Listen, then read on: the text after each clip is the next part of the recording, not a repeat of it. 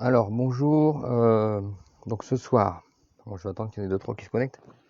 Donc ce soir, petite conférence, je dis bien mini conférence, c'est même pas officiellement une conférence, c'est pour vous présenter à peu près une vingtaine de lieux environ de la région, insolites, etc. Demain c'est samedi, c'est le week-end, comme ça vous pourrez faire une petite balade si vous n'avez pas trop d'idées.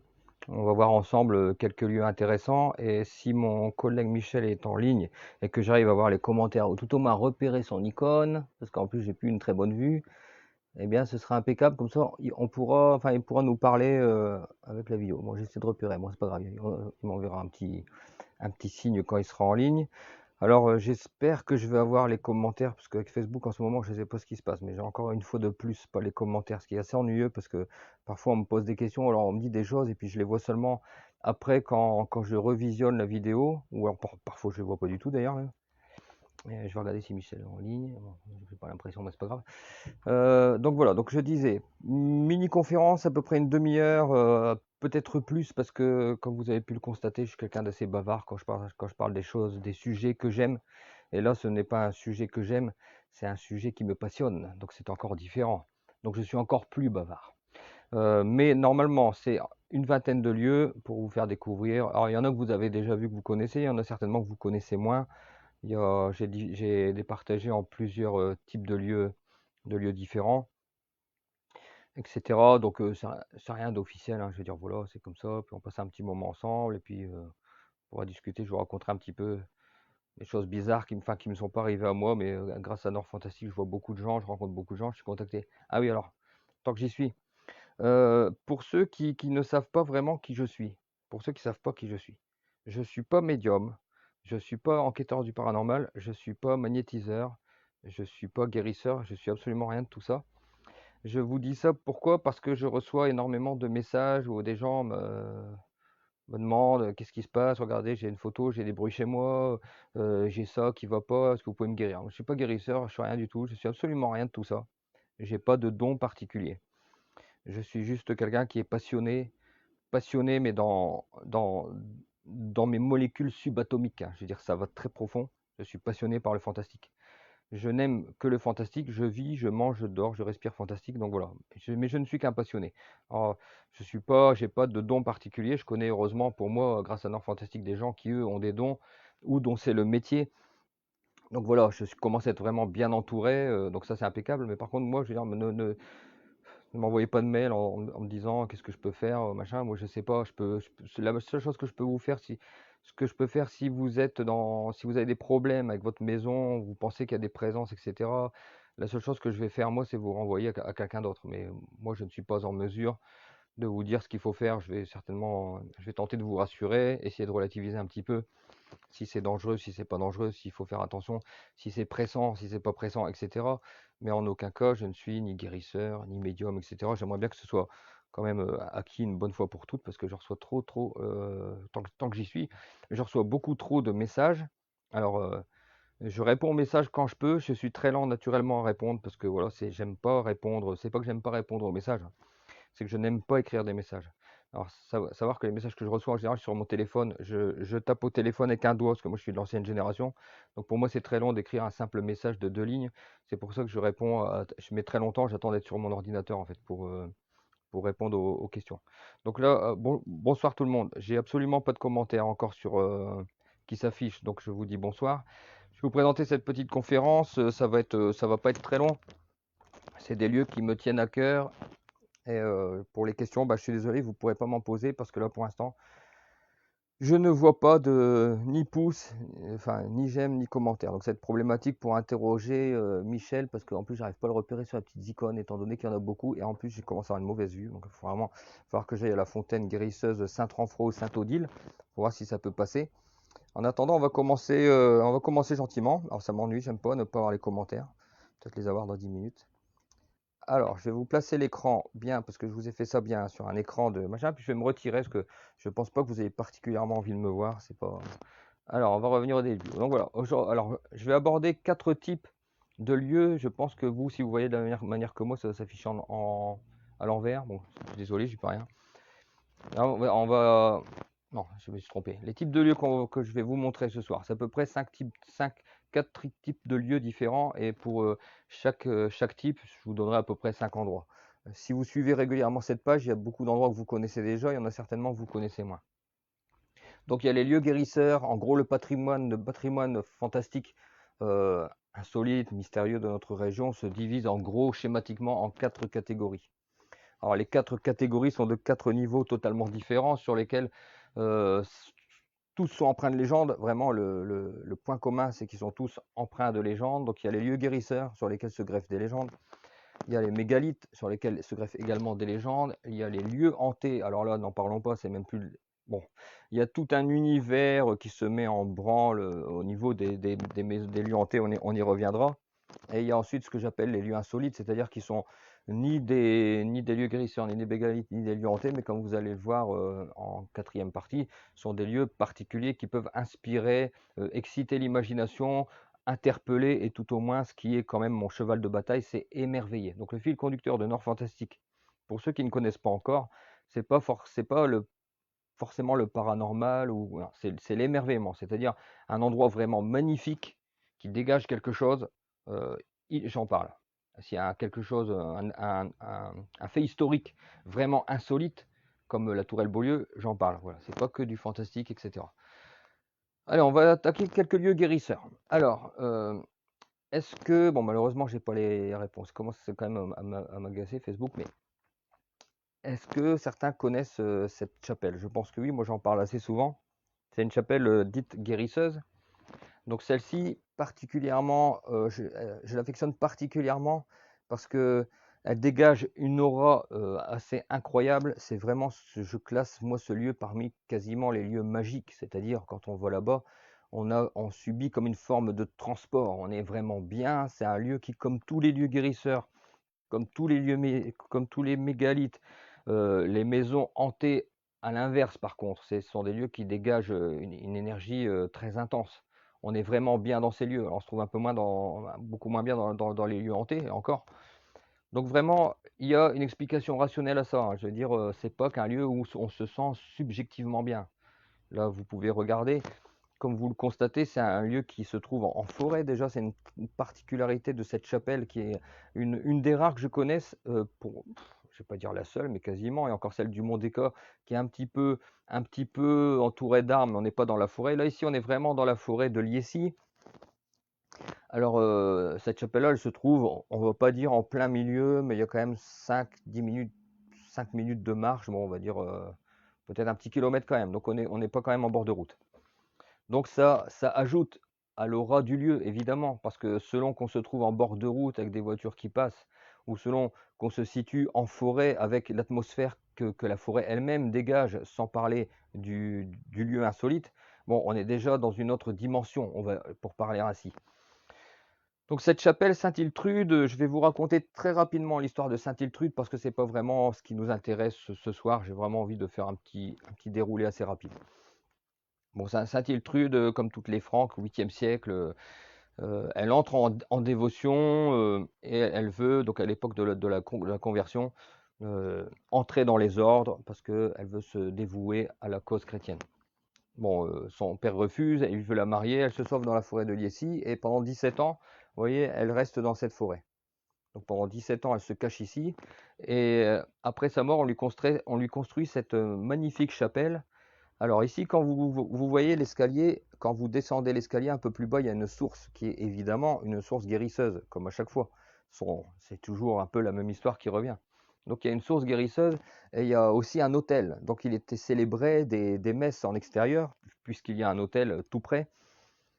Donc c'est vraiment un endroit magnétique. On a mesuré les énergies avec Romain Brion qui est médium. Qu'on a mesuré les énergies. Avec quoi on mesure les énergies? Ouais, ici on a mesuré avec un cadran Bovis. Alors, je vais essayer de vous situer. Voilà. Le cadran Bovis, c'est quoi? C'est un demi-sphère, un hémisphère qui se répartit en plusieurs couleurs. Chaque couleur à peu près, chaque dégradé de couleur indique un niveau énergétique, plan physique, énergétique, spirituel. Donc en fait, dès que vous mettez votre pendule et qu'il bascule dans la tranche bleue ici, on est dans le spirituel. Donc ce sont des lieux qui sont vraiment puissants énergétiquement, pardon. et qui sont susceptibles d'être habités par des entités spirituelles. Voilà. Alors, comme d'habitude, hein, on croit pas, chacun est libre de se faire l'idée qu'il veut, il n'y a pas de problème avec ça. Ceux qui ne croient pas, mais ils croient pas, c'est pas grave, hein. Moi je continue à vivre, à faire mes trucs, ça me dérange absolument pas. Donc on a mesuré avec le cadran Bovis, on était bien sûr dans le spirituel. Donc voilà, ça c'est un lieu vraiment que je vous conseille vraiment, vraiment, vraiment. C'est un lieu très magnétique. À la tombée du soir, il fait un petit peu peur parce qu'on est quand même dans la forêt. Il faut bien se rendre compte pour ceux qui n'ont pas l'habitude d'aller dans la forêt à la tombée de la nuit, qu'il y a tout de même une ambiance très particulière. C'est très puissant, ça fait un peu peur. C'est certainement notre inconscient collectif qui doit se souvenir des millénaires qu'on a passés dans les forêts à guetter le soir le, les pas de l'ours sous le mugissement d'une bête terrible. Donc je veux dire, voilà, le noir continue de nous faire peur, même si on est un adulte. Et sincèrement, on a beau être adulte et faire le fanfaron à la pleine lumière du jour dans son salon, quand on vient la nuit et qu'on est en forêt, on fait plus le fanfaron, ça je peux vous le garantir. Je suis pas fanfaron, mais j'en connais qui le sont et je sais que si je les amène dans une forêt la nuit, ils vont faire beaucoup moins les petits fanfarons. Donc, lieu énergique que je vous recommande, énergétique que je vous recommande absolument. Je fais un parcours circuit lieu guérisseur d'ailleurs le 20 octobre. On va là-bas, donc si ça vous intéresse, là c'est vraiment, on prend. Bon, évidemment, ce que je dis toujours, c'est là vous avez une image. Bon, l'image elle est belle, Facebook c'est bien, on a l'image, c'est beau, il y en a peut-être une vidéo éventuellement quand j'y vais, que je fais un live. Mais évidemment, ça représente 1% de ce qu'on éprouve quand on est sur le lieu, évidemment. Quand on est sur le lieu, là, imaginez-vous sur les marches là, vous avez le chant des oiseaux, vous avez l'air frais, le bruissement de la petite source qui coule à côté, vous avez les énergies magnétiques, bon, etc. Bref, Facebook c'est bien, la vraie vie c'est mieux. Ici, alors celle-ci elle est simple, elle est pas mal aussi, donc c'est à nouveau une chapelle guérisseuse qui a la particularité, c'est la chapelle du Capio, qui est également dite chapelle des 8 béatitudes. Et alors, celle-là, elle a deux particularités. La première particularité, c'est qu'elle a été, vous voyez, elle est érigée ici. Il y a une couronne ici avec 6 pointes. Et elle est érigée en fait sur un ancien menhir taillé. Donc la pierre que vous voyez, hein, la pierre. Ah, ma mince. La pierre que vous voyez là, alors, je sais pas si vous voyez avec mon laser. Bon, j'ai un laser, mais je sais pas si ça se voit.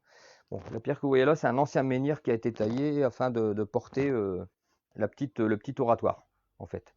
Donc, elle est guérisseuse. Alors moi, ce que j'aime, vous savez, dans ce monde fantastique absolument prodigieux, c'est que tout s'explique, en fait, finalement.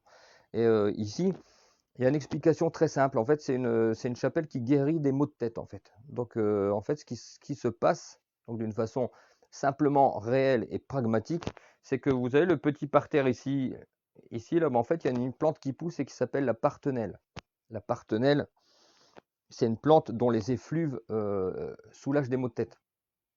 Donc les gens, pendant des siècles, ne savaient pas qu'il y avait de la partenelle qui soulageait des maux de tête. Peut-être les herboristes, ou les femmes qu'on appelait sorcières et qu'on brûlait sur la place publique devaient le savoir. Mais on va dire, l'individu lambda, lui, ne savait pas. Il allait là, puis il se disait, ah tiens, j'ai plus mal à la tête, c'est guéri mes migraines. Bah oui, il est sur un site où il y a une plante, donc toujours cette merveilleuse nature, hein, qui soigne. Et donc il y a une plante qui s'appelle la partenelle. Donc si vous voulez en acheter, alors là-bas, est-ce qu'on l'accueille là-bas? Moi je ne suis pas en mesure d'identifier ce que c'est qu'une partenelle, donc je ne saurais pas vous dire s'il y en avait quand j'y suis allé. Probablement que oui. Euh, donc voilà, donc ça c'est l'explication rationnelle du soulagement des maux de tête de de cet endroit en fait. Donc alors l'intérêt également, c'est que pas loin du tout, vous avez un ancien hospice templier. Donc ça, c'est bien aussi. Vous avez un restant de ferme templière juste à côté, je sais pas, pour 500 mètres, je pense. Donc c'est un lieu qui est doublement intéressant. Pareil, quand je vais faire le circuit de la Vénois, on va s'y rendre. Et voilà. Ce sont des lieux qui sont en général 90 fois sur 100, ils sont en campagne. Donc vous avez toujours le bénéfice. Le bénéfice d'être en campagne, c'est pas un bénéfice virtuel, c'est un bénéfice réel. Vous êtes dans le ressenti, tous vos sens sont au service de la traduction du monde qui vous entoure. Et quand vous êtes en campagne, ben, votre vue, votre odorat, votre toucher, tout est en la campagne. Donc vous êtes bénéficiaire à 100%, c'est-à-dire les odeurs de la campagne, le petit vent frais, le bruissement des branches. Donc ça, c'est du bénéfice qu'on ne trouve pas en ville. Ça, on n'a pas ça en ville. Donc la ville, c'est bien, on y habite, mais à un moment donné, il faut s'éloigner. Il faut s'éloigner pour notre bien-être. Donc ça, c'est deuxième lieu guérisseur que je voulais vous présenter ce soir. J'en parle assez peu de celui-ci, mais il est très intéressant. Ici, bon, bah, je vais vous en parler parce que la fontaine Saint-Landelin, j'en parle souvent, mais elle est tellement incroyable cette fontaine. Vous voyez, il y a une magnifique épée qui est posée, c'est pas la mienne, c'est un journaliste qui avait eu l'excellente idée de le faire, de la Voix du Nord. Donc c'est une photo que j'ai empruntée à la Voix du Nord, donc bon, je les cite. Donc cette fontaine-là est vraiment une fontaine guérisseuse. Là, là, on en est certain. Ici, vous avez le petit ruisseau, je vous montre. Hop, petit ruisseau ici. Donc en fait, ce qui est intéressant, déjà, c'est que le bassin est immense. C'est certainement, à mon sens, à ma connaissance, le bassin le plus large qu'on puisse avoir ici dans le Nord-Pas-de-Calais. Je ne suis pas sûr, parce que je n'ai pas vu toutes les fontaines guérisseuses, mais la largeur qu'elle a celle-ci, je pense que sincèrement, c'est certainement la plus grande ou pas loin. Et elle guérit. Bah, elle guérit parce que moi j'y suis allé l'autre jour, j'avais un problème de peau qui traînait depuis un an, j'ai mis de l'eau dessus, le lendemain j'avais plus rien. J'ai organisé une rencontre avec les abonnés, on s'est retrouvés ici à une trentaine et donc chacun a pris sa petite bouteille d'eau et puis quand on s'est revu lors du premier circuit, sur 5 abonnés qui étaient présents, les 5 avaient testé l'eau et les 5 ont été guéris. Donc je veux dire, c'est pas 10% qui ont été guéris. Donc ça allait d'un chien qui avait des plaques d'irritation sur le dos, une demoiselle qui avait une espèce de grosse irritation qui partait pas au niveau du poignet, une autre qui avait quelque chose à la jambe. Donc voilà, et tout le monde a été guéri le lendemain. Alors il y a aussi la dame qui sans faire exprès a mis son pied dans l'eau alors qu'elle avait une verrue, donc elle l'a pas fait exprès, c'était pas ce jour-là, mais c'était avant. Donc elle a voulu enjamber le petit ruisseau que vous voyez, et puis paf, elle a glissé, son pied est tombé et a été dans l'eau avec sa basket, et elle avait une verrue à ce pied-là. 2 jours après, elle n'avait plus rien. Donc voilà. Donc voilà pourquoi je parle de la fontaine Saint-Landelin qui se trouve à Crépin. Comme j'ai pas les commentaires, je devine que vous me demandez où c'est. Donc c'est à Crépin et c'est accessible le samedi et le dimanche de 8h à midi uniquement. Donc dimanche, j'organise un circuit, on y retourne. Donc ceux que ça intéresse. Alors bon, voilà pour Saint-Landelin. Mais par contre, là, on est vraiment dans les guérisons. Alors, ouais, ce que je veux dire aussi, la nappe phréatique, voilà, l'écoulement, il est très très fort, il est très rapide, il y a un très bon débit. En fait, ici, là, on est à une fontaine qui est originelle, c'est-à-dire que l'eau n'est pas cheminée d'autre part. L'eau, elle vient du sol de la nappe phréatique, donc elle remonte à la même vitesse que l'eau débite de l'autre côté. Donc ça sort, ça se remplit aussi rapidement que ça coule. Donc c'est assez impressionnant. L'eau est très froide. Pourquoi? Parce que déjà le bassin est volumineux et puis parce qu'il y aura des courants telluriques, une cheminée cosmotellurique, comme Michel va vous l'expliquer après, si jamais j'arrive toutefois à l'inviter avec Facebook. On va voir. Donc là, vraiment un site intéressant. Quand on y allait l'autre jour, Michel Després, magnétiseur, nous a montré comment il marchait avec ses baguettes. Il nous a expliqué les courants énergétiques qui circulaient. Les gens ont vraiment ressenti quelque chose. Enfin, c'était vraiment, voilà. C'est bien d'avoir une lecture plus profonde de ces lieux-là, parce que jusqu'à présent, ce qui s'est passé avec les lieux guérisseurs, et c'est là que j'essaie d'apporter quelque chose de nouveau, c'est qu'il y a tout un travail qui a été fait, et bien sûr, je rends hommage aux gens qui ont travaillé dessus, hein, tout ce patrimoine des menhirs, etc. Seulement, c'était un travail, je ne vais pas dire de surface, parce que ce serait insultant pour les gens qui ont passé des années dessus. C'est un travail très très bien qu'ils ont fait. Seulement, voilà, ils ne se sont pas intéressés à l'énergie, etc. du lieu. Moi, j'ai à cœur d'aller plus profond que ça et vraiment, pour chaque lieu énergétique, chercher la cause de l'énergie, la cause de la guérison. Voilà, là, on a des pistes. Donc, je travaille en ce moment avec Michel, qui est géobiologue. Donc là, on commence à travailler. Vraiment, je commence à travailler correctement, comme j'ai vraiment envie de le faire, c'est-à-dire avoir une lecture quasi scientifique quand c'est possible, scientifique du lieu guérisseur, parce qu'il y a toujours une explication scientifique, même si aujourd'hui on n'est pas capable d'admettre encore euh, l'explication, elle est rationnelle, mais elle est expliquée par une science qui pour l'instant est seulement en train d'arriver, donc voilà. Mais ce sont des lieux sur lesquels il y a des explications. Une des explications très rationnelles, c'est la qualité de l'eau, hein. Si l'eau elle est sulfatée, phosphorée ou riche en magnésium, etc., elle peut avoir des vertus guérisseuses pour la peau, c'est-à-dire des vertus antiseptiques, cicatrisantes, etc. Donc, on n'est pas vraiment dans l'eau miraculeuse proprement dite. Seulement, les gens qui sont venus avec moi et qui ont testé l'ont bien vu. C'est quand même stupéfiant. Je veux dire que moi j'ai mis des pommades, hein, au moins 3 différentes, hein, parce que je faut que changer. ça ne marchait pas et en une journée, c'est passé. Donc, je veux dire, on n'est pas dans le miracle, mais on est quand même dans du spectaculaire, quoi. Donc, voilà pour la fontaine Saint-Landelin. Ah, ici, je pense que tout le monde connaît parce que j'en parle suffisamment. Donc, ça, c'est le phénomène qui m'intrigue le plus dans la région, c'est les arbres à loques. Alors, celui-ci, c'est l'arbre à loques de Hanon avec sa petite chapelle qu'on appelle la chapelle au bon Dieu de Giblou. Comme vous pouvez voir, il est vraiment bien garni de linge que les gens suspendent en demande d'une prière, d'une guérison, pardon. Alors, il y a plusieurs façons de demander la guérison. Aujourd'hui, je ne vais pas vous la faire longue, hein, je vous passe en revue comme ça. Là, c'est un lieu qui est très guérisseur. Alors, il n'y a rien dans le sol. On a cherché, il n'y a rien. Il n'y a pas de courant tellurique, il n'y a rien. Le sol n'explique pas. Seulement, il y a d'autres explications qui peuvent entrer en ligne de compte.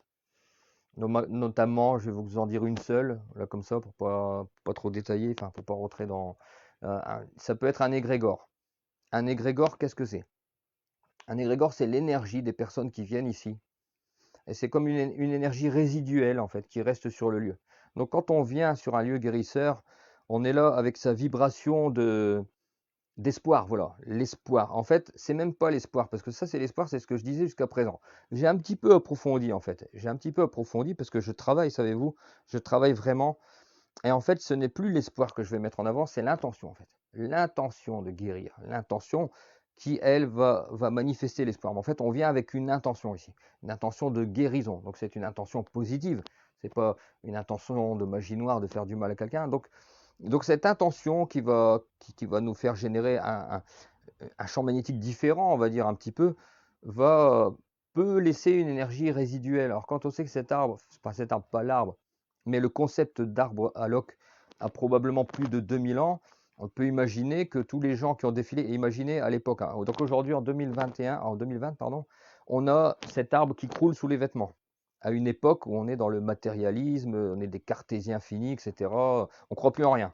Donc imaginez à l'époque, quand les gens croyaient ce que ça devait être, euh, enfin ça devait pas être possible, quoi. Donc imaginez il y a 1000 ans quand les gens venaient mettre des loques. Donc les gens qui se sont succédés, qui ont mis cette énergie résiduelle, peuvent avoir créé un égrégore. J'ai mis un post tout à l'heure concernant un arbre sacré que je veux planter en 2021.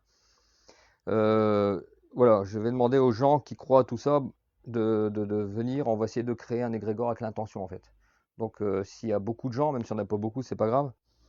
On essaiera de créer cette énergie intentionnelle et résiduelle autour de l'arbre. Enfin voilà, j'ai envie d'entourer cette chose un peu de magie, mais c'est pas vraiment de la magie, ce sera bientôt juste de la science, hein, tout ça. Euh, c'est ce que c'est pour l'instant, ce sera expliqué un jour par la science. Donc voilà, arbre à loques de Hanon.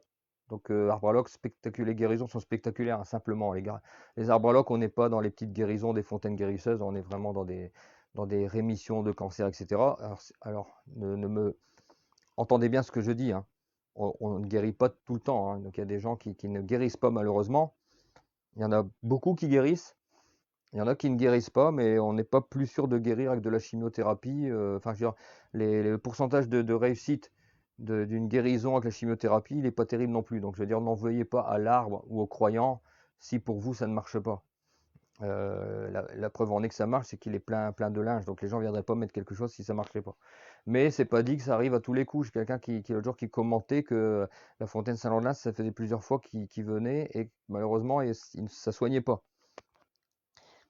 Voilà, ça peut pas marcher à tous les coups. Je suis désolé, c'est pas, il n'y a rien de systématique dans la vie.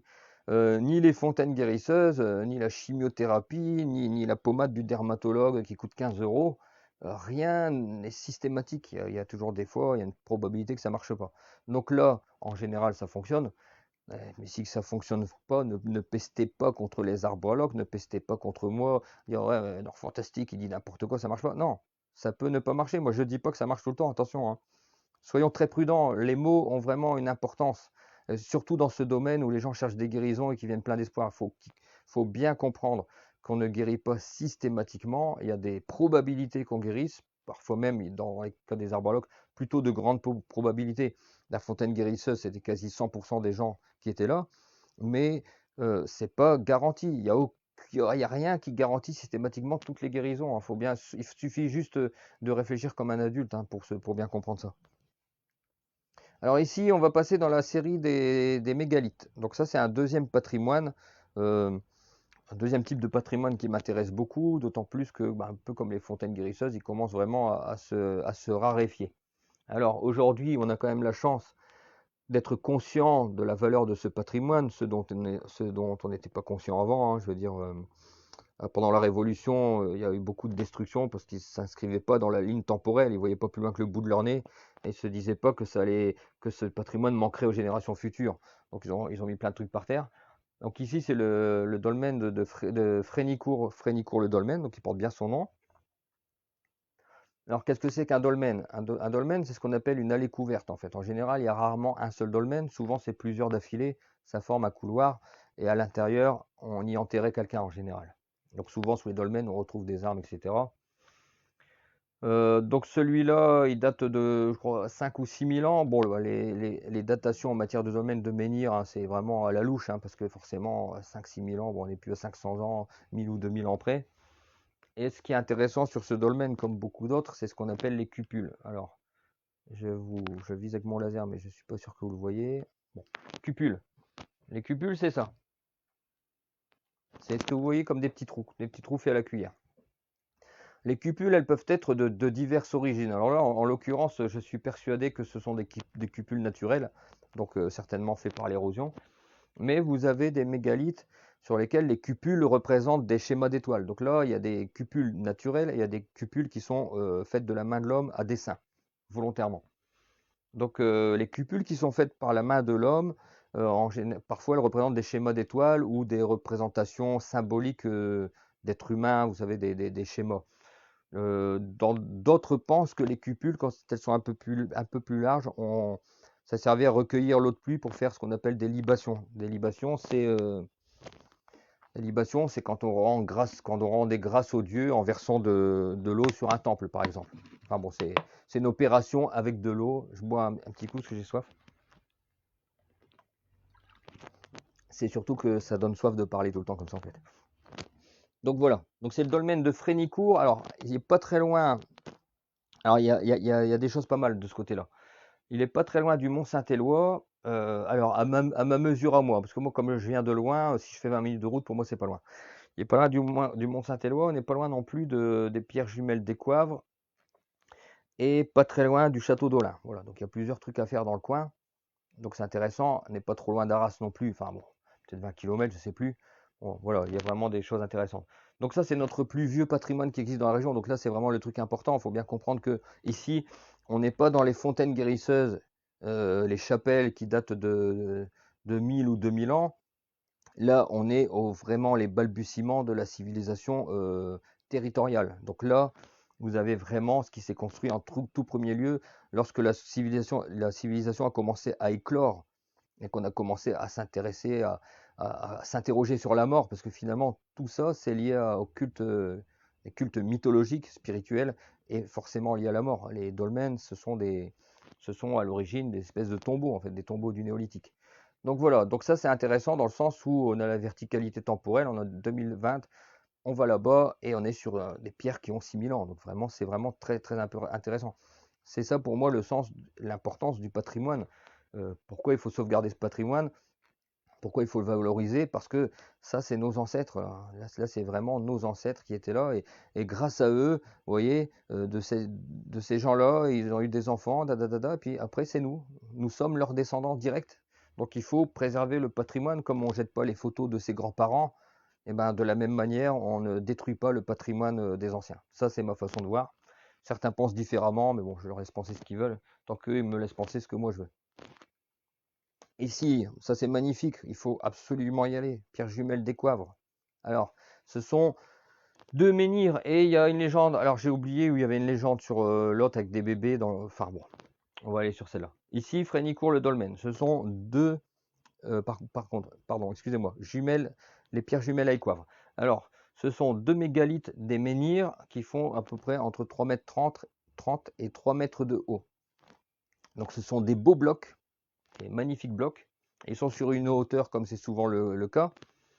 Et si je ne m'abuse, ils se situent pas loin d'une chaussée Brunehaut. Alors la chaussée Brunehaut, vous en entendrez souvent parler, comme vous entendrez parler des mégalithes de la région, parce que en fait, les chaussées Brunehaut, ce sont des routes droites rectilignes qu'on pensait romaines. En fait, les Romains les ont pavées, voilà, les ont reprises et les ont améliorées, mais en fait, ce seraient des chaussées néolithiques. Donc voilà, donc elles étaient balisées de menhirs. Donc les chaussées Brunehaut, c'est encore un autre mystère de notre région avec la légende de la reine Brunehaut, etc. Donc on est toujours dans les légendes. Et ici, on est sur une légende. Donc en fait, la légende, donc on a expliqué, on attendait, parfois la légende a été un espèce de, comment dirais-je, d'exutoire, d'ersatz pour expliquer ce qu'on n'arrivait pas à expliquer à l'époque. Donc en fait, on expliquait leur présence par des légendes, parce qu'au Moyen-Âge, ils avaient un peu perdu le fil. Ils ne savaient plus que ça, ils savaient pas que ça venait du néolithique. Ils se demandaient d'où venaient ces pierres. Et donc, dans leur naïveté médiévale, ils ont inventé des légendes. Bon, les légendes sont jamais très très élaborées, hein, c'est toujours la même légende en gros qui revient quand il s'agit de pierres de cette taille. En fait, c'est la reine Brunehaut qui demande au diable de l'aider à construire une route. Et le diable répond qu'il l'aidera, mais si jamais s'il n'a pas fini au chant du coq, par contre, il prendra pas son âme. Il aura perdu, on va dire. Donc la reine Brunehaut, elle le fait travailler. Et comme elle est rusée, avant que le jour se lève, elle réveille le coq et le coq il chante. Alors comme le diable pense qu'il n'a pas fini et que c'est le lever du jour, eh ben, il est furieux et il jette ces deux gros cailloux là qui tombent des mains. Donc vous imaginez la taille du diable. Donc voilà, donc ouais, c'est la légende qu'on prête à ces deux pierres-là. Sinon, comme d'habitude, c'est un lieu magnétique, donc c'est des lieux que je commence à avoir l'habitude de parcourir avec des géobiologues, etc. Donc on prend des petites mesures. Donc là, j'étais parti là-bas avec un monsieur très très intéressant, Patrick Boisson, très très intéressant. Donc on était parti à de là-bas, puis on avait mesuré un peu ça. Donc ici, le Valenciennois. Alors il y a des Valenciennois parmi vous, parce que j'en reconnais quand je vois les petits, les petits, je sais plus comment, les icônes quoi. Alors ici c'est dans le Valenciennois, donc on a de la chance quand même ici dans le Valenciennois d'avoir un menhir, ça c'est un menhir, pas très très loin, c'est à Vendégy-sur-Écaillon ou Vengy-sur-Écaillon, je sais pas comment on dit précisément, et il s'appelle le Gros Caillou, on l'appelle encore le Grès-Montfort, c'est le seul mégalithe qui reste dans le Valenciennois. Il y a eu des mégalithes dans le Valenciennois, on en a gardé des traces dans les noms de lieux-dits, donc les lieux-dits qui s'appellent les Gros Cailloux. Avec au pont, il y avait les quatre pierres, donc c'est encore archivé dans des vieux documents où c'est écrit qu'il y avait des menhirs. Ils ont disparu évidemment. À Crépin, il y avait un menhir qui a été bombardé pendant la guerre 14, je crois. Ça a d'ailleurs été un drame parce que il y avait un monsieur infirmier qui prenait son petit déjeuner, enfin son déjeuner avec ses deux enfants. Il est à côté du menhir, il a explosé. Donc il y avait un menhir à Crépin. Il y a des traces, c'est dans les archives. Faut fouiller, c'est du travail quoi. Alors ce qui est intéressant ici avec ce mégalithe, c'est qu'il a été sauvé par la légende. Donc on dit les légendes ça sert à rien, c'est pour faire beau, etc. Non, non, c'est utile. S'il n'y avait pas eu la légende, il serait mort. Alors quelle est la légende qui a sauvé ce gros caillou? C'est l'empreinte de Jésus-Christ. Vous voyez, là ici, vous avez l'empreinte d'un pied là. Donc les gens ont pensé que c'était l'empreinte de Jésus. Alors, je ne sais pas qui est-ce qui leur a fait croire ça, mais en tout cas, ça ressemble quand même à un pied. Et comme ils ont pensé que c'était l'empreinte de Jésus, ils n'ont pas osé détruire celui-ci. Alors, à savoir qu'il y en avait 55 autres. Donc il y en avait 55 autres. Ils ont tous été débités par les paysans pour refaire leur chemin près du champ, hein, etc. Donc vous voyez le pragmatisme qui tue 2000 ans de mémoire collective. Enfin 2000 ans, 5000 ans, pardon. Donc voilà, bon, il y a une légende qui dit que si on colle son oreille contre le rocher, contre le menhir, on entend les enfants pleurer. Et l'autre légende dit que la maman allait chercher les bébés sous le rocher. Donc bon, on imagine que ça devait être un peu compliqué d'aller chercher les enfants sous le rocher, mais ce qui est intéressant ici vraiment, qui est pour moi un cas d'école, c'est vraiment que c'était sauvé par la légende, Dieu merci. Donc les légendes, ce n'est pas inutile, ce n'est pas de la fantaisie, ce n'est pas des choses pour faire beau. L'imaginaire, ça a une vraie incidence sur le monde réel. Donc là, c'en est vraiment la preuve la plus concrète. Donc je vous ai mis plus près, vous voyez l'empreinte du pied, là, vous la voyez mieux. Hop. Ensuite, alors ce site-là, alors là c'est le site d'exception. Ça, c'est les Bonnettes de Sailly en Ostrevent. C'est un des endroits les plus mystérieux qu'on est dans le Nord-Pas-de-Calais. Vraiment très intriguant parce qu'il correspond pas du tout, il correspond pas du tout à ce qui se fait habituellement en fait. Donc là, on est sur des pierres qui ne sont pas hautes, ce ne sont pas ce qu'on appelle à proprement parler des mégalithes, parce qu'ils ne sont pas méga, ils mesurent à peu près 1,15 m de haut, donc ce sont des petits bonhommes, on va dire, hein. Et ils ont une forme qui est totalement inhabituelle dans la région, même pour les mégalithes, c'est une forme qu'on retrouve du côté de la Turquie, sur un ancien site qu'ils ont découvert, un site qui remonte à 11 000 ans, je crois, avant Jésus-Christ. Bon, c'est un peu cette forme-là. On n'a pas grand-chose comme indication sur ces pierres. Alors, elles forment un cromlech. Elles étaient 7 à l'origine. Là, elles sont plus que 5. Il y en a une qui était détruite et l'autre, elle est couchée juste derrière. Hop, ici. Donc, voilà. Donc ça, ce sont les bonnettes de Seilly en Ostrevent. Donc la légende raconte qu'en fait, c'était des jeunes filles qui, plutôt que d'aller à la messe, préféraient aller danser au son du violon. Donc elles étaient 6 et il y avait le violoniste. Et puis un jour, elles ont été punies par la puissance du ciel, évidemment, qui s'est courroucé. Et avec son courroux, il les a transformées en pierre. Donc maintenant, ces jeunes filles, vous pouvez les admirer. On les appelle les bonnettes. Donc c'est par rapport aux jeunes filles. Alors le site, il est très très très magnétique. C'est sur un espèce de tumulus, un tertre. Donc c'est en hauteur. Alors vous profitez aussi, comme je le disais tout à l'heure, des bienfaits de la campagne. Et là, je peux vous dire que là, comme on est un peu en hauteur, on voit vraiment en race campagne à des kilomètres. C'est simplement magnifique. Lieu très probablement tellurique, énergétique, ça j'ai pas vraiment, je sais pas encore me pencher là-dessus de ce côté-là. Mais bon, j'ai eu l'occasion de rencontrer un géobiologue sur le lieu, très intéressant. Lui par contre, m'a fait part de choses plus intrigantes, plus spécifiques, plus légendaires aussi. Après, bon, alors selon lui, chaque pierre est orientée vers un continent déjà. Donc voilà, donc vous voyez, c'est pas, évidemment, c'est pas toujours, je veux pas dire que c'est pas toujours, c'est même souvent pas mis par hasard. À l'époque, ils avaient des connaissances que nous, on n'avait pas. Ça peut être pour neutraliser des énergies du sol, ça peut être au contraire pour les amplifier, ça peut être pour amplifier les énergies cosmotelluriques qui viennent du ciel et de la terre. Enfin voilà, ça peut être pour les neutraliser, ça peut être pour les canaliser. Voilà, ils avaient des connaissances que nous, on a perdu, que certains commencent à redécouvrir. Donc c'est bon que de ce côté-là, il y a un petit réveil, qu'on s'intéresse vraiment. Je pense qu'on a vraiment un grand intérêt à regarder ce qu'il y a. C'est bien de regarder dans le ciel, c'est merveilleux de contempler la voûte céleste, etc. C'est aussi important de regarder ce qu'on a sous nos pieds. Et sous nos pieds, on a des courants telluriques, des ondes qui circulent. Et il s'avère que les cathédrales, notamment les cathédrales gothiques du XIVe et XVe siècle, les sites mégalithiques, les temples grecs, tous les grands temples, etc., étaient très souvent situés sur un croisement tellurique. Donc je pense que pour revenir aux sources de tous ces endroits fascinants que sont les lieux guérisseurs et les mégalithes, on est quand même toujours près d'un lieu énergétique et très souvent avec de la présence d'eau, notamment pour les arbres à loques, les fontaines, ça va d'évidence. Et parfois sur les sites telluriques, parfois il y a des failles hydrauliques en dessous.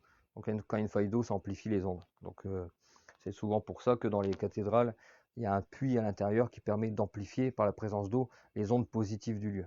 Donc, pareil, les cathédrales, c'est tout un mystère. C'est de l'ésotérisme. Il y a plein de choses qui sont cachées dedans. C'est vraiment extraordinaire. Le savoir des anciens était extraordinaire.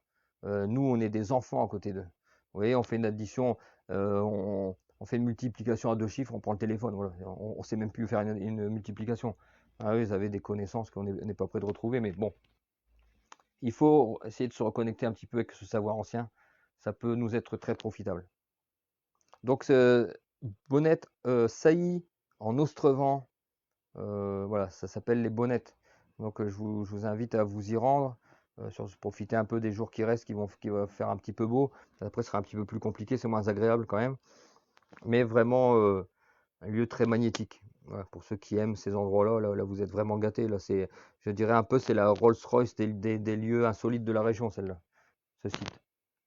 Alors ici, un peu moins spectaculaire, c'est un polissoir. Par contre, c'est intéressant, par contre, parce que c'est un polissoir. Alors, pourquoi il est sous une cage de verre, vous me direz. Il y a une cage de verre, sous une cage de verre pour la simple raison qu'il est en centre-ville. Donc, centre-ville, on sait bien qu'il y a les taggers, etc. Donc, ils ont préféré le protéger, ce en quoi ils ont eu entièrement raison, je pense. En fait, c'est un polissoir qui doit peser 8 tonnes, je crois. Et dessus, Je ne sais pas si ça se voit pour vous. Ici, vous avez les traces.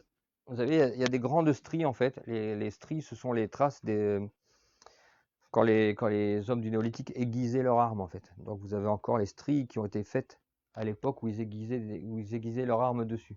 Donc ça c'est intéressant dans le sens où vous avez vraiment visuellement un témoignage visuel d'une activité qui s'est vraiment produite à l'époque.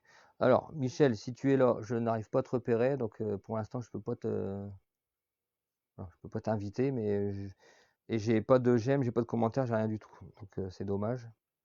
Alors ici, là, c'est un lieu assez intéressant aussi. Intéressant pourquoi? Parce que c'est le seul lieu que vous trouverez dans le Nord-Pas-de-Calais avec une légende de vampire. Donc ça, c'est plutôt rare et suffisamment intéressant pour qu'on puisse le noter, bien qu'il n'y ait pas énormément à dire là-dessus. Bon, pourquoi Chapelle du Vampire? Alors, ça se trouve à Zegerkapelle, mais je ne vais pas vous l'épeler parce que c'est trop compliqué. Zegerkapelle, du côté de Dunkerque. Et en fait, c'est l'histoire d'un fermier qui s'appelait Bertin Denis, qui était visiblement pas très apprécié. Donc c'était début du siècle, avant la guerre 14, pardon. Et en fait, ce monsieur n'était pas apprécié. Il a demandé à être enterré dans sa chapelle, la chapelle qu'il avait fait se construire. Dès qu'il est décédé, assez rapidement, on a retrouvé des moutons égorgés, etc. Comme à l'époque, ils étaient encore assez naïfs. Ils ont supposé que c'était lui qui revenait et qui sortait de sa tombe. Alors qu'est-ce qu'ils ont fait? Ils sont allés le déterrer pour voir s'il était vraiment sorti de sa tombe. Alors ce qui s'est passé, c'est qu'ils ont trouvé qu'il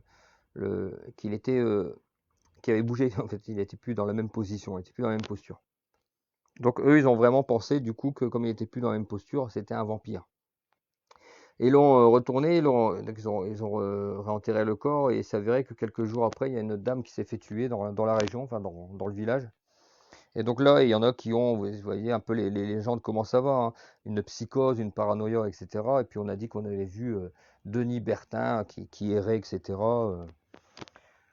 Qui errait et qui était un vampire en fait. Donc on appelle la chapelle du vampire. Alors ça avait commencé à faire du bruit, mais sur ces entrefaits, il y a la guerre qui est arrivée et puis ça fait taire tout parce que bon, voilà, il y a eu des préoccupations plus importantes que de s'occuper du vampire, etc. Donc la rumeur, on va dire l'histoire, la légende s'est tarie d'elle-même de façon subite. Et néanmoins, on garde quand même le souvenir de cette fameuse chapelle du vampire qui aurait été habitée par le seul vampire du Nord-Pas-de-Calais. Donc je pense que c'est suffisamment intéressant. C'est aussi un très bel endroit. Franchement, c'est un bel endroit. C'est dans un champ. Donc si jamais vous y allez par temps de pluie, prenez des bottes parce que c'est c'est très boueux, très très boueux. Et donc ça c'est pareil, c'est un endroit quand je vais faire mon circuit dans Dunkerque des lieux hantés, on va aller faire une petite visite sur ce site-là. Donc ça c'est un beau lieu intéressant. Alors ici on vient de passer dans les lieux un peu ténébreux, hantés. Donc là on avait la chapelle du vampire. Ici, je pense que certains d'entre vous connaissent, peut-être même la majorité. Ceux qui sont assidus sur cette page doivent connaître de toute façon. C'est le château hanté d'Esquelbec. Alors, Esquelbec, c'est dans les Flandres françaises. C'est assez intéressant parce que juste à côté, ah oui, je ne sais pas si vous voyez, regardez ici, vous avez des croix, donc vous avez des fameuses croix, les fameuses runes hein, qu'on prête aux maisons un peu de ce côté-là, dont on n'a toujours pas l'explication d'ailleurs, on ne sait toujours pas ce que c'est que ces runes. On suppose, hein, mais il y a pas de vraiment, on n'est pas tombé d'accord, personne n'est tombé d'accord dessus.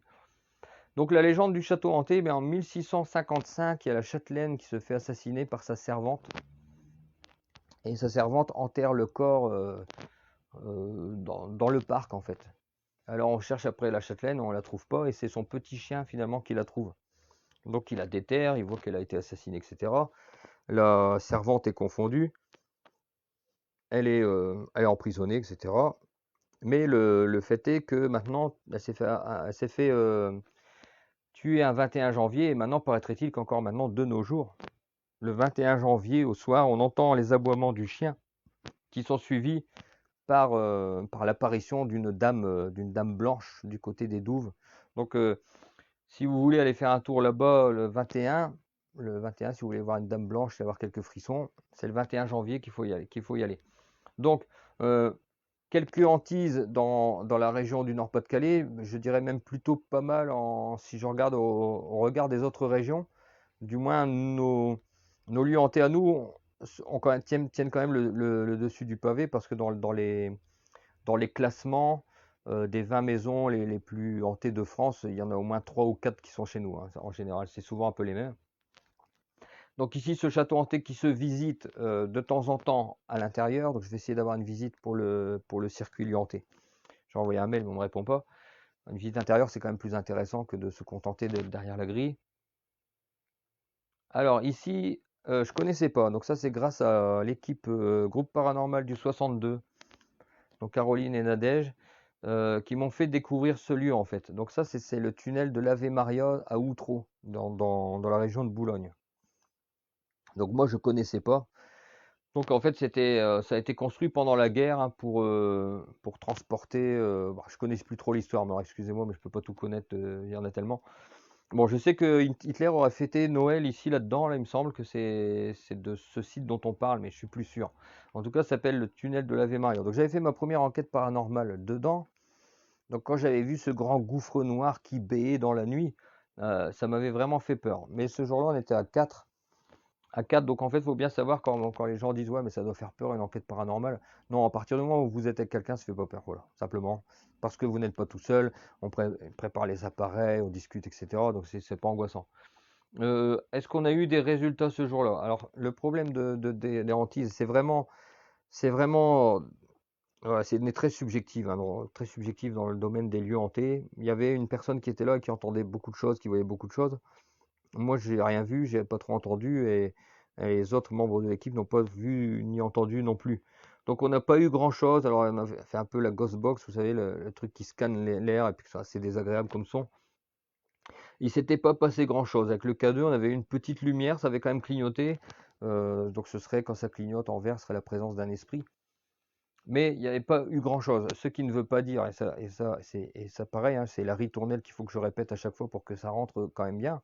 Ce n'est pas parce qu'un lieu est dit hanté que quand vous allez aller dans le lieu, vous allez avoir des résultats. Moi, j'ai trop de gens sur ma page qui commentent et qui disent c'est n'importe quoi, j'y suis allé une fois, il s'est rien passé. Ben oui, mais c'est pas Walt Disney. Je veux dire, on n'est pas à Disneyland. C'est-à-dire, les fantômes, si des esprits, ils sont pas tout le temps là, ils sont pas tout le temps là, ils sont pas tout le temps en train de faire du bruit, et ils sont pas tout le temps à avoir envie de vous répondre. Parce qu'il faut bien savoir que quand un enquêteur du paranormal enquête, il entre en communication avec l'esprit. Si c'est le 10e enquêteur qui vient dans la journée ou dans la semaine, si l'esprit n'a pas envie de se manifester parce qu'il commence à en avoir marre qu'on prenne son lieu pour Euro Disney, eh ben, il ne se manifestera pas. Mais ça ne veut pas dire que le lieu n'est pas hanté. Ça, c'est quelque chose. Il faut, j'insiste là-dessus, hein, il faut arrêter d'être dans le catégorique. C'est comme les lieux guérisseurs, ça guérit pas tout le temps, c'est pas grave, c'est comme ça. Et ben les maisons hantées, c'est pareil. Une maison hantée n'est pas tout le temps pleine de bruit. Parfois, il se passe un mois sans manifestation, parfois 2 mois. Voilà, c'est comme ça. Donc, ceux qui disent j'y suis allé, c'est n'importe quoi, il n'y a rien, non, non, c'est pas la peine de dire ça. Ça, c'est manque de jugement. Le bon jugement, c'est j'y suis allé, il ne s'est rien passé, mais ce jour-là, il ne s'est rien passé, peut-être demain, il se passera quelque chose. Le problème avec les lieux hantés, c'est que c'est très très dur à déterminer la véracité, le bien fondé d'une hantise. Les enquêteurs travaillent avec des appareils qui ne sont pas toujours des appareils de très haute technologie, donc ça peut induire parfois voilà, des erreurs. Il y a une grande part de subjectivité. Vous savez, quand vous écoutez une bande son, une ghost box qui fait clac, clac, clac, clac, clac, et puis d'un coup, vous entendez psh, psh, et il y en a un qui va entendre son prénom, par exemple. Enfin, genre, il y a beaucoup à faire. Après, il y a les médiums qui, eux, voient, mais ce sont les seuls à voir. Donc voilà, c'est vraiment, je vais dire, moi, pour être très honnête sur les maisons hantées, c'est un vrai casse-tête. Il y a des gens qui voient, donc moi, je crois les personnes qui me racontent. Là, hier, j'ai une personne qui m'a envoyé une photo assez incroyable. Assez incroyable, et avant-hier, j'ai rencontré des gens qui avaient des phénomènes chez eux. Donc voilà, ça existe. Vous savez, quand les gens vous racontent ça et qui vous montrent leurs bras, qu'ils ont la chair de poule, ça s'invente pas, ça. Vous savez, on ne peut pas faire semblant, hein, d'avoir la chair de poule. Donc moi, je crois à la sincérité de ces gens-là. Mais heureusement que je ne me fie pas qu'aux appareils, sinon je croirais personne. Mais je crois à la sincérité des gens. Donc pour moi, mais je vous dis, ceux qui sont friands de lieux hantés, et je sais qu'ils sont nombreux, c'est très frustrant, hein, les maisons hantées. Vous n'avez pas grand-chose, et quand vous avez quelque chose à vous mettre sous la dent, c'est vraiment infime. Et quand vous avez vraiment une apparition subjugante, généralement vous êtes tout seul. Donc c'est votre témoignage. Il y a juste pas de témoin autre que vous. Donc pour dire qu'une maison est vraiment hantée, il faut vraiment qu'il y ait des... Moi, j'ai fait une conférence que je vais refaire sur les lieux hantés. J'ai pris comme, je suis parti du postulat que je prenais les maisons avec des témoignages de gendarmes, de maires, etc., des gens officiels. Voilà, comme ça me permettait d'avoir des maisons qui étaient quand même plus ou moins objectivement hantées, parce qu'à partir du moment où une troupe de 10 gendarmes vous disent, on a vu des chaises voler, bon, c'est quand même des gendarmes. Après, c'est la part de subjectivité. Après, je crois que les maisons hantées, ça existe. Je crois au phénomène de hantise. Prouver une hantise, c'est quand même beaucoup plus compliqué que d'y croire. Donc ça, je vous dis, ceux qui sont friands de lieux hantés, vous faites pas trop d'idées. Euh, Parfois, vous savez, les esprits vont pas se manifester juste parce qu'ils n'ont pas envie de vous faire plaisir, ou alors vous verrez quelque chose, vous serez le seul, et quand vous le raconterez, on vous croira pas. Donc je veux dire, c'est un peu compliqué. Avoir des vraies photos de fantômes, moi j'en ai vu, justement, j'en ai eu une hier. Une vraie photo où vous voyez vraiment quelque chose de confondant, c'est hyper rare. D'ailleurs, la personne qui m'a envoyé la photo, elle était toute seule dans sa maison en ce moment-là, donc il n'y avait pas de témoin hormis la photo. Genre, je pourrais très bien dire, madame, votre photo est truquée. Bon, bah voilà, mais moi je crois ça bonne foi. Bon, bref, ouais, on est dans la subjectivité.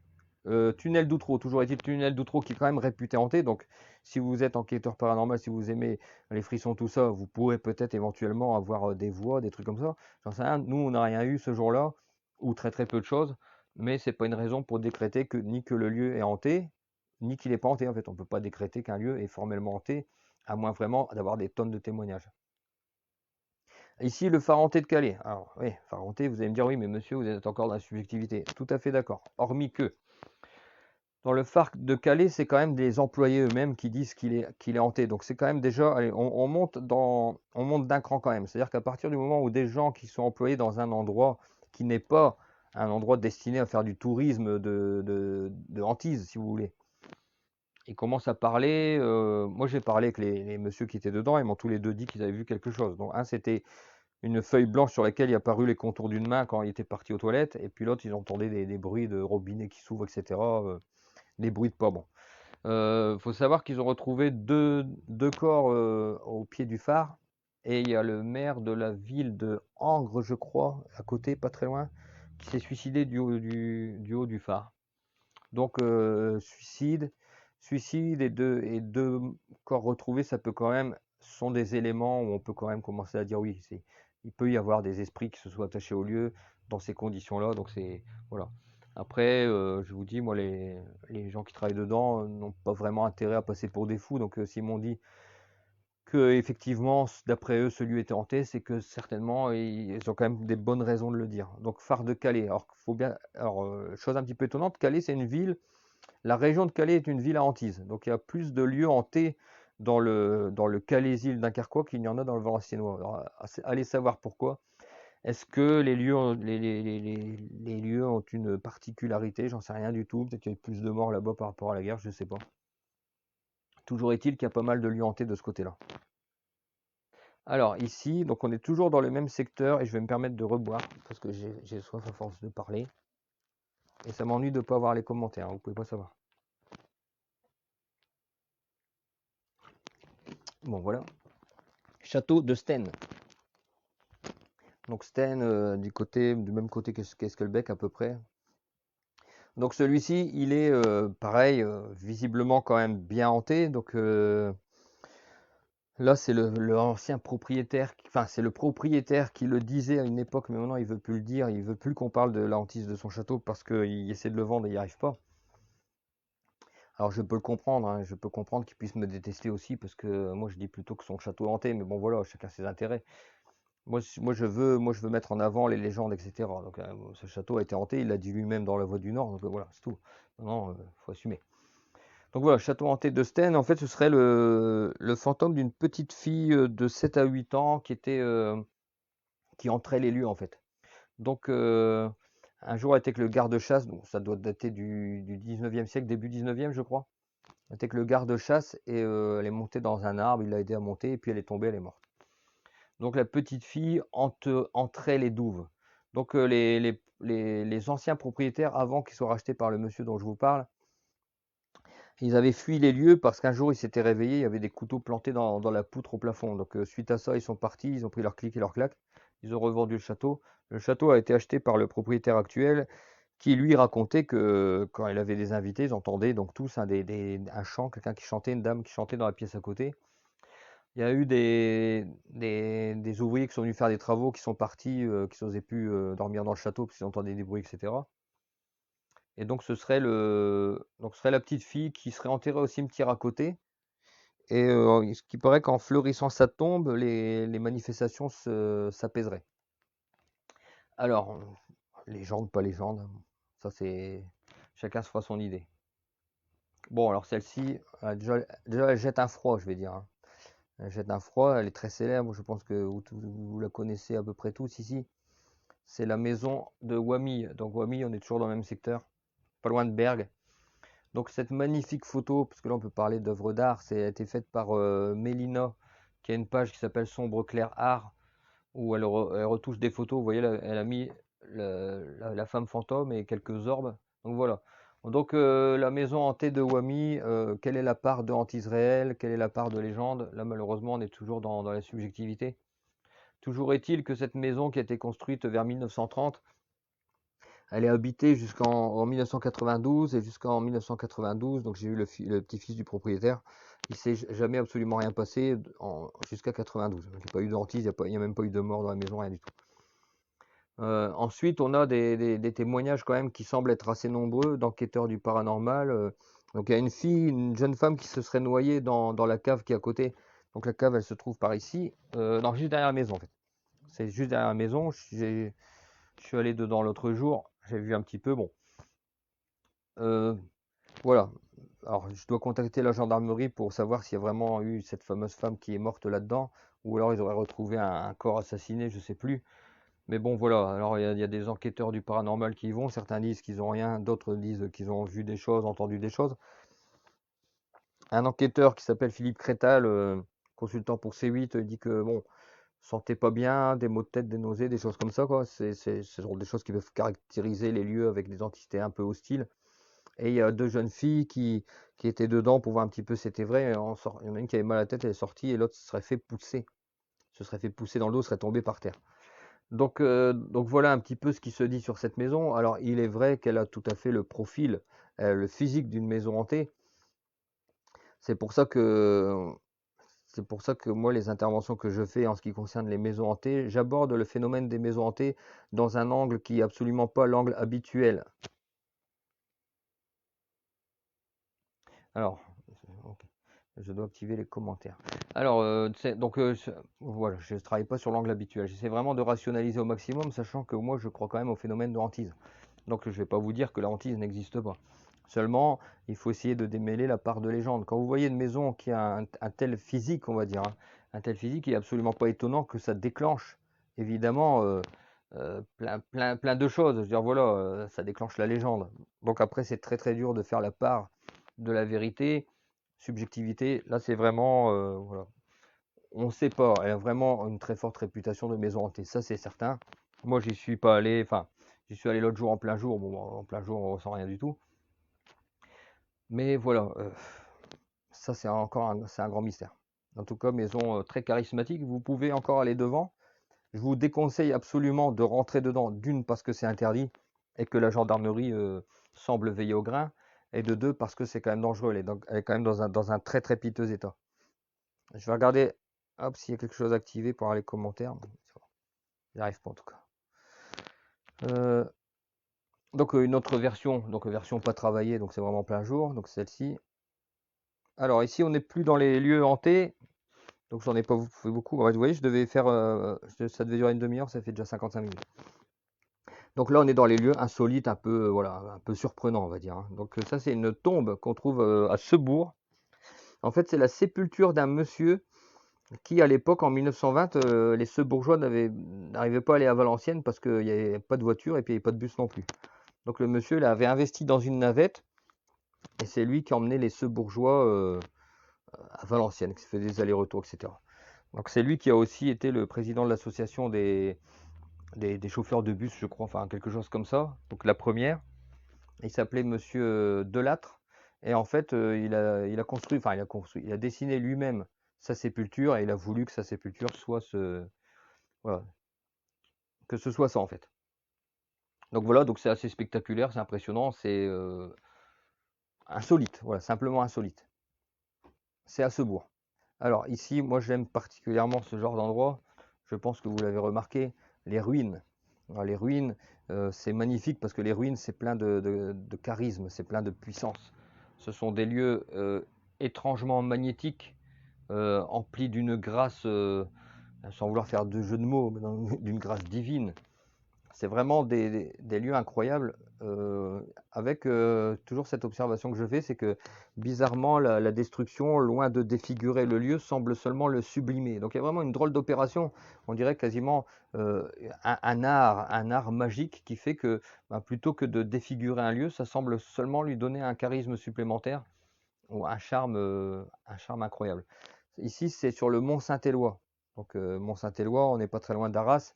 On n'est pas très loin non plus des deux mégalithes que je vous ai montré au début, les pierres jumelles. Donc, malheureusement, il ne subsiste de cette abbaye à peu près grossièrement que le pan qui se trouve de face. Je vais vous montrer une autre photo. Donc voilà, là c'est de l'autre côté. Donc vous voyez, il y a un petit cimetière là. En gros, ça se résume à ça. Donc, c'est une photo de Florent Maillot que j'ai pris tout à l'heure sur internet. Donc voilà, je le cite pour pas, etc. Donc vous voyez vraiment, c'est vraiment un beau lieu. Et la ville à côté qui s'appelle Écoivre, il y a une petite église tout à fait remarquable et alors qui est imprégnée d'une aura incroyable. Alors, là par contre, il faudrait que je m'y rende avec quelqu'un qui connaît parce que je pense qu'il y a des ondes, il y a un magnétisme là-dedans. Et donc voilà, donc ça c'est le Mont Saint-Éloi, voilà, date du Xe siècle je crois. Alors ici, alors là c'est magnifique. Là, c'est magnifique. Ceux qui aiment les bâtiments gothiques, enfin la construction gothique, moi j'adore. Je trouve que le gothique a vraiment mis pile poil sur quelque chose de romantique sombre, vraiment de beau, d'artistique, de singulier et de ténébreux à la fois. Donc il y a vraiment quelque chose que je trouve vraiment admirable dans le mouvement gothique.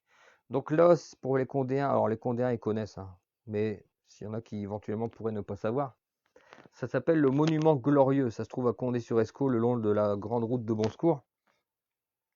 Et c'est intéressant parce que ce monument est à nouveau sublimé par une légende.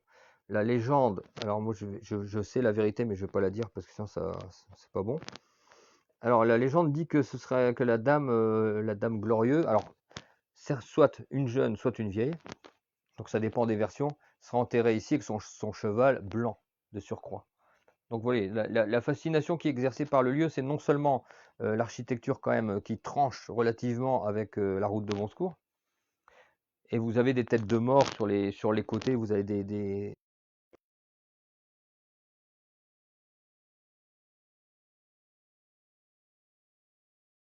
un beau monument qui a été entretenu récemment quand même, c'est bien parce que il y a des coups, les monuments sont pas trop entretenus, donc c'est un peu bête. Et donc vous pouvez admirer ce magnifique monument avec cette légende qui vient seulement encore plus euh, placer un élément intrigant dessus, la légende de la dame, de la cavalière enterrée avec son cheval. Donc ça c'est assez magnifique. Donc comme quoi on voit les légendes, c'est toujours empreint de... Il y a de la grâce dans les légendes, c'est rarement rugueux, hein. Je veux dire, à part peut-être celle avec le diable, parce que c'est assez grotesque et bruno. Mais voilà, hein. Tout de suite là on a le cheval blanc. Alors, si on commence à détailler, le cheval blanc, c'est un animal psychopompe qui conduit les âmes des morts. Donc, vous voyez, on peut commencer à partir dans plein de choses, juste à partir d'une représentation d'un animal et de sa couleur, quoi. Donc ça, c'est à Condé-sur-Escaut. Ah, là, un endroit que j'aime beaucoup, que Isabelle, si elle est là, elle connaît. Ça s'appelle la chapelle Notre-Dame des Marais. Ça, c'est un endroit merveilleux, c'est un de mes endroits préférés et c'est dans ma ville, donc c'est encore mieux. Donc ça, c'est une chapelle qui a été construite en 92 par un monsieur en récompense, en remerciement d'une guérison qu'il avait demandé pour sa femme qui avait le cancer. Donc j'ai eu le monsieur au téléphone, donc on a discuté, il m'a bien dit, contrairement à ce que certaines autres personnes disent que c'est pas vrai, lui m'a dit que c'est bien, sa femme était bien malade, elle a bien guéri, et que c'est bien pour ça qu'il a construit cette chapelle. Alors ce qui est intéressant, c'est qu'on est en 1992 et on se retrouve sur les schémas de construction classique d'une chapelle de l'époque, c'est-à-dire un remerciement en échange d'un miracle en fait. Donc on voit que la tradition, elle est quasi, c'est presque inconscient en fait de demander, on demande une guérison et on dit systématiquement, presque par automatisme, si ça marche, je te construis une chapelle. Donc les constructions de chapelles se sont souvent fait de cette façon-là, pas toujours, mais souvent suite à des miracles, ça devient ensuite parfois des lieux guérisseurs. Donc là, c'est pas le cas ici. J'aimerais moi en faire un lieu guérisseur. Le problème, c'est que c'est un lieu qui est, bon, il y a un propriétaire, mais j'aurais aimé aller quelqu'un puis essayer de travailler un petit peu le magnétisme du lieu, etc., pour pouvoir en faire un lieu un peu plus objectivement mystérieux avec des ondes, etc. Mais bon, ça c'est encore une autre histoire. Donc ça Condé sur Escaut, c'est pas facile à trouver, donc je suis désolé. Ne me demandez pas par message privé où ça se trouve, je pourrais pas vous l'indiquer. Il faut prendre à droite, il faut prendre à gauche, c'est des petits chemins. Et je déteste écrire des réponses comme ça, et puis je passe mon temps à faire ça en ce moment. Donc voilà, conditions. Alors là, il n'y a pas que ça. Là, quand vous allez de ce côté-là, vous avez tout de suite avant une petite étendue d'eau qui est rouge parce qu'il y a des composants dans la nature environnante qui mettent un petit tapis rouge dessus. Donc l'eau, déjà, elle est rougeâtre. Ensuite, vous avez un arbre à forme humaine dans le coin. Vous avez comment dire, un espèce de totem, hein, d'une représentation d'espèce de. Il y a une grande croix qui sort de l'eau, une grande croix blanche de au moins 1,50 m, 2 mètres. Donc il y a plusieurs choses dans cet endroit, c'est pour ça que c'est un endroit que j'affectionne particulièrement. C'est un endroit dont j'aimerais bien faire un peu un pôle fantastique dans la région de Condé, à voir avec les propriétaires, parce qu'ils sont plusieurs, et à voir aussi avec la mairie, je sais pas. En tout cas, il y a quelque chose à creuser là-dedans, pour le bien de tout le monde, qu'on puisse rêver un peu, parce que je trouve que ça manque cruellement. Ici, nous avons un temple. Alors, un temple, où est-ce qu'il se trouve bien ce temple? Est-ce que, bon, c'est pas la peine que je demande, j'ai pas les commentaires. Bon. Ce temple-là, vous voyez, quand je l'ai vu, j'étais sidéré. Parce qu'il se trouve dans l'Avesnois et je revenais d'avoir fait mes courses à Fourmi, je crois, je sais plus. En fait, j'ai pris ce rond-point à Saint-du-Nord et au rond-point, vous tombez face à ce temple-là. Alors, c'est un temple vraiment beau. Il a été érigé, si je ne m'abuse, c'est pour Richelieu, je crois. Il me semble que c'est Richelieu qui a fait ériger ça. Bon, à vérifier, hein. À vérifier, je suis pas sûr de ce que je dis. Et voilà. Mais par contre, il est vraiment beau. Regardez, là, il était dans le soleil levant du mois de février. Donc, c'est vraiment un bel endroit. Inattendu, vraiment une bonne surprise. Vous êtes au milieu de la campagne et puis boum, vous tombez face à ça. C'est vraiment une bonne surprise. Voilà, comme quoi il y a des choses qui fleurissent dans la région qu'on ne sait pas où c'est. Donc je répète, ça se trouve à Saint-du-Nord. Alors je vais vous demander une petite faveur, s'il vous plaît. Ne m'envoyez pas des messages pour dire où est-ce que c'est, où est-ce que c'est, où est-ce que c'est, vous savez. Voilà, je fais une petite conférence pour que tout le monde puisse voir, mais après c'est tout. Après, moi j'ai plein de messages. Je réponds en plein de messages en permanence. C'est pour ça que je prends du retard d'ailleurs dans mon travail. Parce que les messages parfois se transforment en dialogue. Et ça, c'est où? Et ça, vous croyez que je peux y aller à telle heure? Enfin voilà. Donc là, je vais commencer à plus répondre du tout si ça continue, parce que là, je m'en sors plus. Alors, bon, c'est justement, pour y venir, voilà, vous n'avez pas la peine de me demander, vu que maintenant, vous avez tout ce qu'il faut. Il y a cette page. Pour accéder aux infos gratuites, il y a cette page. Donc, vous remontez le fil, tout est dessus. Voilà, il faut prendre un petit peu de temps. Il y a ces livres que j'ai écrits. Donc là, il y a 100 lieux insolites. Il y a tous les lieux dedans. Plus avec, je vous envoie le PDF avec les itinéraires, etc. Donc vous n'avez plus d'excuses. Voilà. Vous avez tout ce qu'il faut pour vous guider dans la région et tout savoir. Le livre coûte 14 € sur Amazon. Vous ne payez pas les frais de port qui généralement s'élèvent environ à 4 € quand même. Et en plus, vous avez l'itinéraire, les vidéos, etc. avec le fichier dématérialisé. Donc voilà, tout ça, je fais ça aussi pour moi me soulager des questionnements incessants et des mails que je reçois, puis auquel je ne peux plus répondre tout le temps. Bon, pareil, ici, c'est les lieux insolites dans le Valenciennois. Donc à peu près 70 lieux insolites dans la région de Valenciennes. Donc voilà, comme ça, maintenant, on ne peut plus dire qu'on ne sait pas où aller ou qu'on ne sait pas où ça se trouve, etc. Bon, bah, il faut dépenser 10-12 €. Je crois que c'est 10 € sur Amazon. Pareil, vous ne payez pas les frais de port. Et en plus, vous avez le fichier dématérialisé pour vous guider. Donc voilà, il y a assez dedans et il y a assez sur ma page. Donc moi, je suis plus en mesure là de répondre. J'ai encore passé la moitié de ma matinée à répondre à des messages. Alors, les gens, quand ils me disent c'est où qu'il n'y a pas de bonjour, là, c'est oublié, je réponds pas. Clairement, quand on me dit pas bonjour, je réponds pas.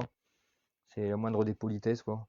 Et c'est où? Ben, c'est sur la page. Il y a des gens qui ne savent pas lire une publication de 4 lignes. Et là, ils me disent c'est où alors que c'est écrit dessus. Alors ça me fait râler un petit peu. Et maintenant, je mets en place des circuits, donc des circuits, voilà, des circuits où on va vraiment sur les lieux. Et là, vous avez accès à des infos que vous n'aurez nulle part ailleurs. Parce que là, vous n'aurez pas sur ma page, vous n'aurez pas sur mes livres. Là, il y a des infos vraiment très importantes parce que je travaille en partenariat avec des gens compétents dans leur métier. Donc là, le dimanche, c'est avec Michel Depré qui va vous parler des lieux. C'est un échéobiologue, radiesthésiste, magnétiseur, etc.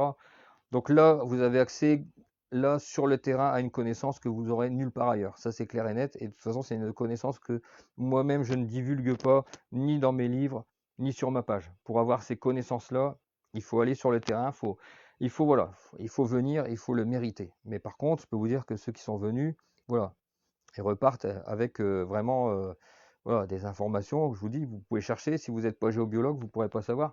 C'est l'intérêt pour moi de faire ces choses-là, c'est justement de montrer vraiment qu'il y a des choses vraiment qui se passent sur les lieux, vraiment sur le terrain, et puis avec la démonstration des appareils qui fonctionnent. Donc là, vous venez, donc dimanche à Stambruge, Michel il va venir, va nous parler des énergies du lieu. En plus, c'est l'avant-veille du solstice, de l'équinoxe, au solstice, je sais plus, équinoxe. Et donc c'est vraiment, il se passe vraiment des choses particulières en plus à cette saison-là. Donc ça, c'est des circuits pour voir le monde dans la vraie vie, parce que moi, je préfère, Facebook, c'est très bien, hein. C'est pour ça que j'organise des rencontres maintenant, parce que Facebook, faut en sortir un petit peu, faut vraiment commencer à se rencontrer. Et donc voilà, donc vous avez tout ça qui est à votre portée. Alors pour indication, là c'est 20 euros, on fait 3 lieux. Sachez qu'une intervention d'une personne comme Michel, un spécialiste, si vous le faites venir pour vous tout seul, pour 1 heure, ça va vous en coûter beaucoup plus. Donc j'estime que c'est pas cher, que là vous allez, bon voilà, puis en plus vous avez enfin, les lieux, il n'y a rien de tel que d'aller dans les lieux. Même si vous ne venez pas avec le circuit, allez-y quand même, prenez la peine de visiter ces lieux. Il y a un monde entier entre le lieu que vous allez visiter et puis celui que vous voyez sur les photos ou sur les lives que je fais, ça n'a rien à voir. Et vous n'avez pas le bénéfice des bonnes vibrations du lieu tant que vous irez pas dessus. Donc, oui, pour ceux qui aiment les hantises, donc je vais organiser aussi des visites lieux hantés. Alors, je vais relativiser tout ça, hein. Bon, pareil, il y aura des intervenants, hein. Il y aura des intervenants, des enquêteurs du paranormal, médiums ou enquêteurs paranormal, médium, ouais, voilà. Ou exorciste encore. Donc voilà, sur des lieux comme ça, ce sont des lieux hantés, ce sera un seul spot et on restera un petit moment. Et là, je vous expliquerai vraiment des choses. Pareil, c'est des choses que vous n'avez pas l'habitude d'entendre. Et je vous montrerai des photos personnelles voilà, que vous ne verrez nulle part ailleurs, donc de ma collection personnelle. Donc voilà, donc ça c'est ce que je vous prépare dans le vrai monde. Bon là je vais donc là c'est fini, je vais quand même prendre et essayer d'avoir les commentaires parce que peut-être comme ça on appuie donc je vais alors me voici. Donc si vous avez des questions et que les commentaires fonctionnent, je vais m'asseoir et je vais essayer de voir si on peut avoir des commentaires. Non, bah ça marche pas. Est-ce que vous voulez bien mettre un petit j'aime? Je vais essayer de repérer Michel parce que justement ça a été l'occasion de l'interviewer ici. Mais alors, je vais faire quelque chose. Non, je ne vais pas inviter Isabelle, sinon elle va m'en vouloir. Est-ce que vous pouvez mettre un petit j'aime pour voir si ça fonctionne? Ce que je vais faire, c'est que je vais terminer le live tout de suite et je reprends juste après pour essayer de voir si je peux inviter Michel. Donc vous le verrez dans la petite case juste à côté de moi et il vous parlera un petit peu des choses étranges qui se passent sur ces lieux. Donc je quitte le live tout de suite et je me remets en live en espérant qu'on aura les commentaires et que je pourrai inviter Michel. Donc je vous dis à tout de suite pour ceux qui veulent la seconde partie.